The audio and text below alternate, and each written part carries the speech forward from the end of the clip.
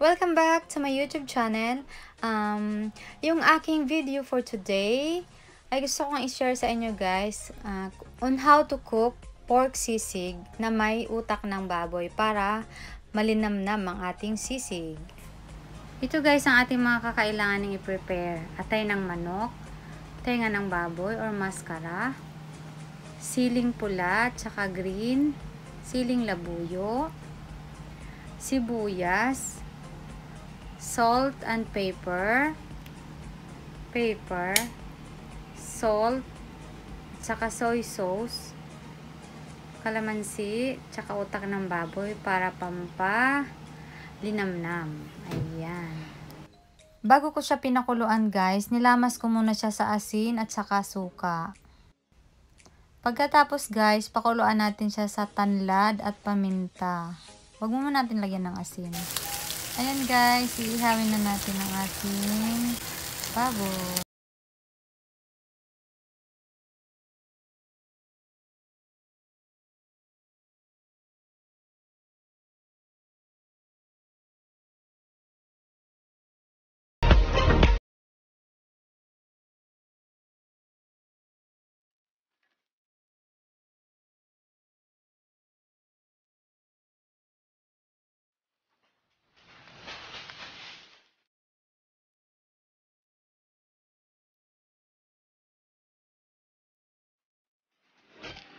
Yung atay ng manok guys, binabad ko siya sa toyo at saka kalamansi with paminta and bawang.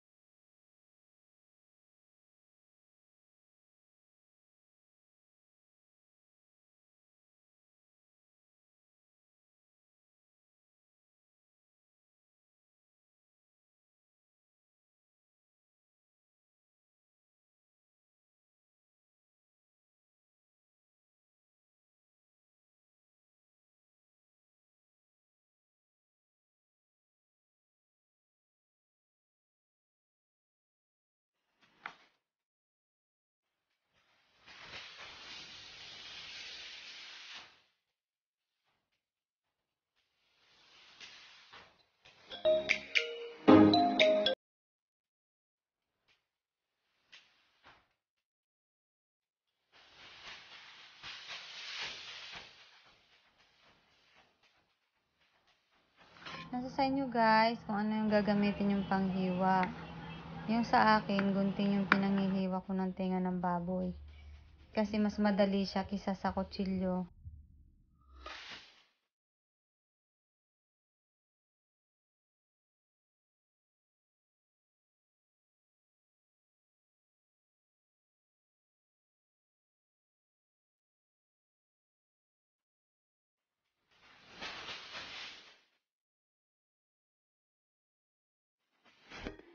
Ayan guys, na-prepare na natin ang ating mga sangkap. Kaya umpisahan na natin ang ating pagluluto. Dito sa sisig guys, hindi ako gumagamit ng mantika. So namama ko nang nilalagay yung ating tenga ng baboy. Kasi may mga taba na siya eh. Hindi mo na siya kailangan gamitan ng mantika.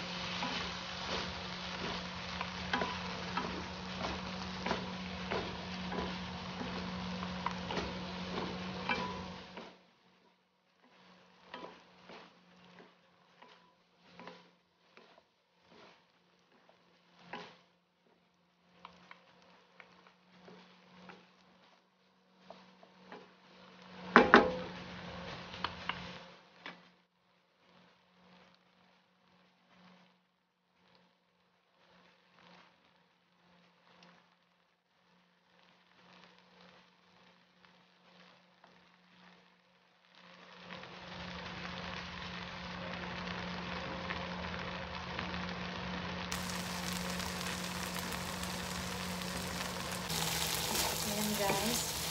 Sobrang sarap na ng ating sisig.